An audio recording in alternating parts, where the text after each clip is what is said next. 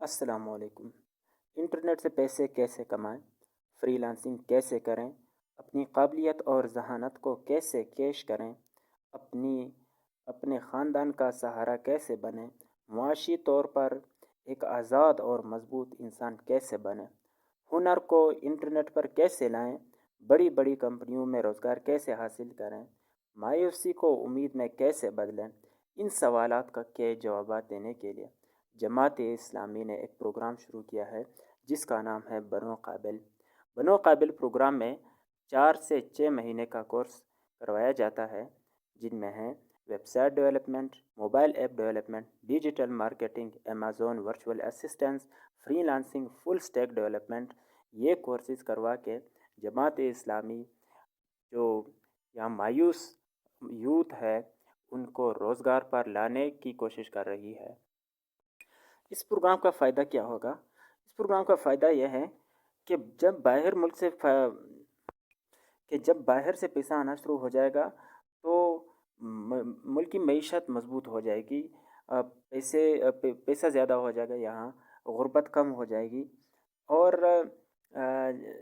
Degree کی بجائے یہاں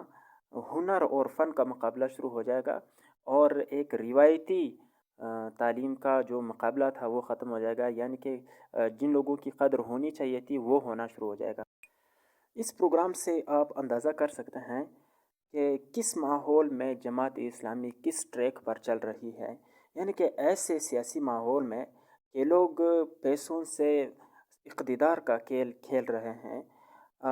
پیسہ چوری کر کے باہر ممالک میں جمع کر رہے ہیں، پیسے سے عوام کے پیسے لوٹ کر اپنی زندگی بنا رہے ہیں، اپنے بچوں کی زندگی بنا رہے ہیں، اپنے محلات بنا رہے ہیں، ان کے جانور، ان کے جو پالے گئے جو کتے گھوڑے اور بلیاں ہیں وہ ہماری انسانوں سے برتر زندگی گزار رہے ہیں، ان کے لیے الگ زندگی بنا رہے ہیں، اور پیسہ لگا کر ووٹ خریدا جاتا ہے، پیسہ لگا کر لوگوں پر پریشر ڈالا جا رہا ہے، پیسہ لگا کر عدالتوں میں کیس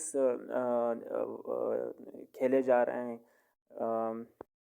ایک دوسرے کا پھیر مارے جا رہے ہیں، ایک دوسرے کی ٹانگیں کھینچی جا رہی ہیں۔ ایسے ماحول میں جماعت اسلامی عوام کا پیسہ نہیں بلکہ اپنی جیب کا پیسہ لگا کر عوام پر لگاتی ہے اور ان کو اپنے پیروں پر کھڑا کرنے کی کوشش کر رہی ہے۔ اس سے یہ اندازہ بھی لگایا جا سکتا ہے کہ جماعت اسلامی کتنے ہر دور کے مسائل کس طرح صحیح طرح سے تشخیص کر لیتی ہے اور ان کا صحیح حل ڈھونڈ لیتی ہے، اور پھر اس کا نہ صرف حل ڈھونڈ لیتی ہے بلکہ عملی طور پر اس کے لیے بھی اقدامات کرنے کی کتنی صلاحیت رکھتی ہے۔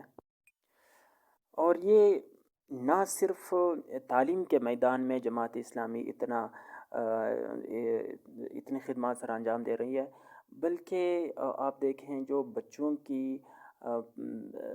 بنیادی ضروریات ہوتی ہیں، زندگی کی بنیادی ضروریات ہوتی ہیں وہ فراہم کرتی ہیں، یعنی کہ خاص کر یہ جو یتیم بچے ہوتے ہیں ان کے لیے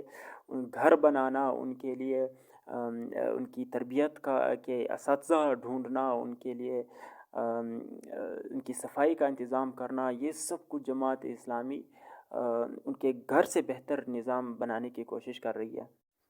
بلکہ فراہم کیا ہے۔ اور یہ چیزیں نہ صرف اپنے ملک کے اندر فراہم کیے ہیں بلکہ جماعت اسلامی کے پاس اتنی طاقت ہے، اتنی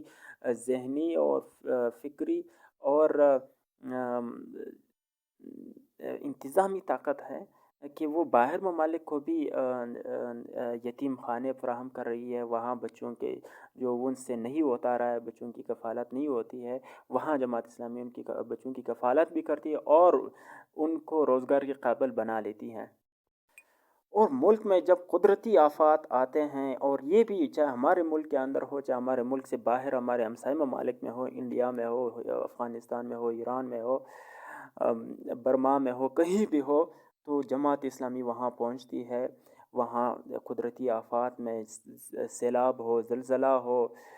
تودہ گرنا ہو، بارشیں ہوں، برف باری ہو، ان سب میں جماعت اسلامی چھوٹی چھوٹی خدمات سے لے کر بڑی بڑی خدمات تک سر انجام دیتی ہے، اور وہ خدمات جہاں نہ سرکار پہنچ سکتی ہے اور نہ سرکار کے پاس اس کے وسائل ہوتے ہیں، جماعت اسلامی بڑی آسانی کے ساتھ وہ کر لیتی ہے۔ حالیہ افغانستان میں زلزلہ ہوا ہے تو جماعت اسلامی پہنچی ہے اور وہاں ان کے راشن کا بندوبست بھی کر رہی ہے اور ان کے ریسکیو کا بھی بندوبست کر رہی ہے۔ ہمارے ملک کے اندر ایسے ہزارہ واقعات پیش آئے ہیں، اور خاص کر وزیرستان آپریشن کا وقت جو تھا، جو ریاست نہیں کر سکتی تھی، پاکستان نہیں کر سکتا تھا، اس وقت جماعت اسلامی اس آپریشن کے اندر وہاں کی جو وکٹمز تھے، وہاں کے جو لوگ تھے، ان کی مدد کر رہی تھی، اور ان کے نقل مکانی کا کام ہو، اور ان کے جانور محفوظ کرنا ہو، ان کے بوڑھے اور ان کی خواتین محفوظ کرنا ہو، یہ سب کچھ جماعت اسلامی وہاں پر کر رہی تھی۔ حالیہ جو پانی کا فقدان ہو گیا بلوچستان کے پہاڑی علاقوں میں، تو جماعت اسلامی پہنچی دور دراز علاقوں میں جہاں سرکار پانی نہیں پہنچا سکتی تھی، جماعت اسلامی پہنچی اور وہاں لوگوں کو نہ صرف ٹھنڈا پانی پہنچایا لوگوں اور جانوروں کو، بلکہ سایہ بھی پہنچایا، ان کو خوراک بھی پہنچائی اور پھل بھی پہنچایا۔ اسی طرح جو ابھی سندھ میں اور پنجاب میں، چولستان میں جو قحط آیا پانی کا، تو جماعت اسلامی وہاں پہنچی اور وہاں لوگوں کو پانی دیا، لوگوں کو ریلیف کیا۔ اسی طرح ایجوکیشن کے اندر کے مسائل ہوں یا ایجوکیشن کے سٹرکچر کے اندر مسائل ہوں، تو جماعت اسلامی ہی وہاں حاضر ہوتی ہے، اور وہاں چاہے کورس کی تشکیل دینا ہو، یا وہاں پر انتظامی مسائل ہوں، تو جماعت اسلامی وہاں ان کی مدد کرتی ہے۔ اور پھر چاہے اسٹوڈنٹس اور ٹیچر کے مسائل ہوں، یونیورسٹیز اور کالجز کے مسائل ہوں، تو جماعت اسلامی وہاں ہر بنیاد پر ان کی مدد کرتی ہے۔ انٹرنیشنل سطح پر جو کہیں قوانین کا مسئلہ ہو یا آئین سازی کا مسئلہ ہو، تو جماعت اسلامی کے مشورے حاضر خدمت ہوتے ہیں، ان کو بلکہ طلب کیا جاتا ہے جماعت اسلامی کو انٹرنیشنل بنیاد پر، اور یا پاکستان کا مقدمہ لڑنا ہو باہر ممالک میں، خاص کر انٹرنیشنل یونائٹڈ نیشنز میں، تو جماعت اسلامی جا کر لڑتی ہے اور صحیح بنیاد پر وہاں سفارشات بھی رکھتی ہے، تحفظات بھی رکھتی ہے۔